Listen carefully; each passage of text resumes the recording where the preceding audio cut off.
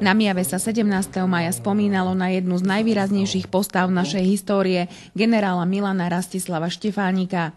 Podujatie v hoteli, ktorý nesie jeho meno, sa konalo pri príležitosti 94. výročia Štefánikovej tragickej smrti a organizátori si zároveň pripomenuli aj 100. výročie úmrtia Štefánikovho otca Pavla a 160. výročie narodenia matky Albertíny.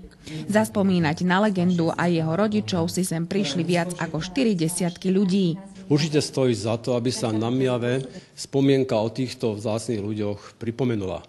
Pretože ak by sme išli dneska aj po ulici, alebo vy by ste išli po ulici a spravili anketu, že Štefánik a Myjava, prípadne rodičia Štefánikovia Myjava, tak asi moc odpovede by nebolo. Maximálne, že teda máme pomník na Myjave, máme možno hotel Štefánik s týmto menom, možno na stanici máme maketu Bradla a to by bolo asi všetko. To, že Štefánik bol veľmi úzko prepojený s Myjavou a prakticky všetkými národovcami, intelektuálmi v tom čase na Myjavsku, sa už veľmi maličko vie. Ani po 89.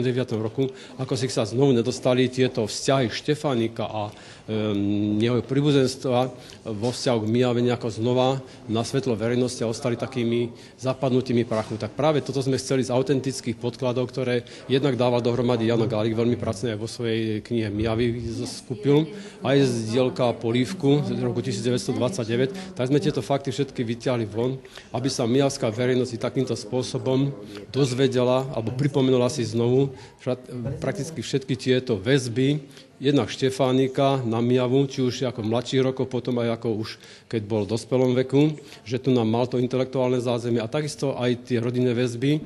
A ešte tá vec, prečo práve v tomto hoteli Štefánik, pretože aj Štefánik bol v týchto miestach, kde bol starý obecný hostinec dvakrát v odvodoch, roku 1902 a 1904 roku a paradoxy sú v tom, že ani raz nebol odvedený. A za pár rokov na to sa stáva generálom francúzskej armády. Súčasťou podujatia bolo i premietanie úvodnej časti štvordielneho dokumentárneho filmu režiséra Pavla Kamisa Poroba, mapujúceho životný príbeh Štefánika.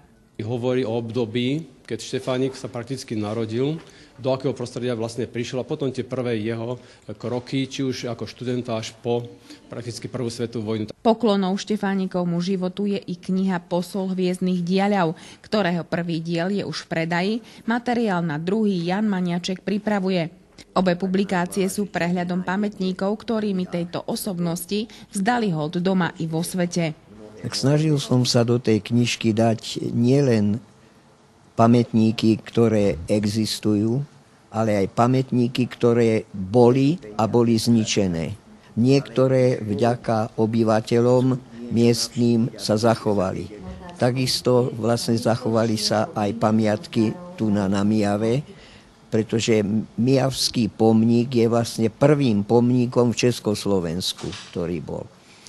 Ďalej, čo je tu veľmi významné, je tá bradlianská mohylka na železničnej stanici a to je vlastne model 1:30 a v tej druhej časti budú pamätníky v zahraničí, ďalej školy, ulice, námestia a ďalšie pamätníky, ktoré nesú meno Štefánika.